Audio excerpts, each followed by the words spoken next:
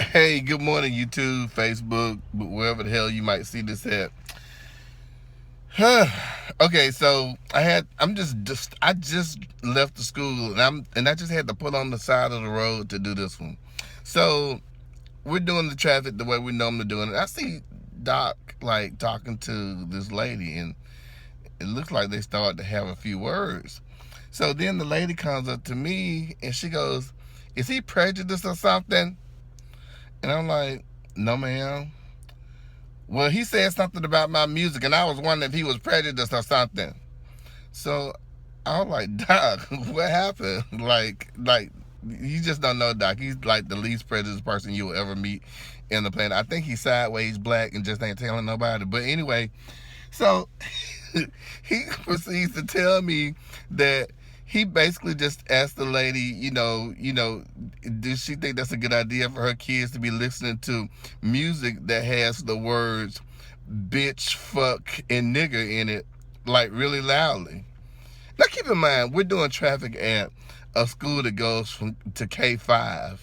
And I understand that we as black people like have this thing about our culture and whatever, but I'm sorry people, but if your music has the words bitch, fuck, and nigga in it, I just don't think it's a good idea for you as a parent to be listening to stuff like that. And with your kids, like the last thing that they hear when they get out of their car going to school on testing week, no less, is bitch, nigga, and fuck. Like, you might have want to ask, am I a good parent? And then I could have told you no. Because, I mean, I'm sorry, we got to find a better way to communicate. I had an incident about 4 years ago when Bobby and I were taking his grandmother to see some of her relatives in the country. And every song I listened to on Spotify that was put out by black people, I had to fast forward it because all we do is cuss. Like, certainly there's got to be something better to do with your mouths than cuss all the doggone time. I mean, I cuss, but I mean, shit. You ain't got to cuss every day, all day.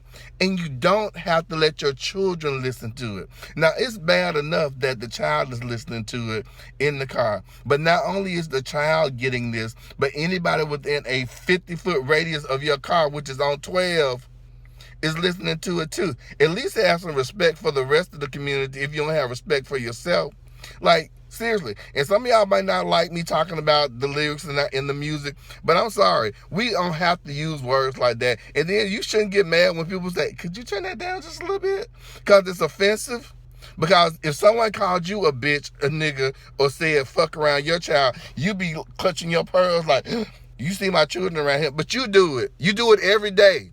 And then you wonder why your kid's bad. And as a matter of fact, she prefaced her conversation with me by saying, I know I ain't got the best kids in the world. You don't have the best kids in the world, lady, because you're not the best parent in the world.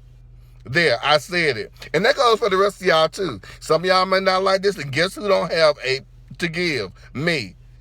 Cut it out. When you turn on the TV and you see your little 18-year-old daughter is missing because she done ran off with somebody who's accused of killing somebody, or some little boy that got shot by the police, and all y'all want to do is talk about, well, he was a good boy. Well, you think about the influences that he had. He's had a parent who's listened to bitch, fucking nigga all his life, so that's all he knows.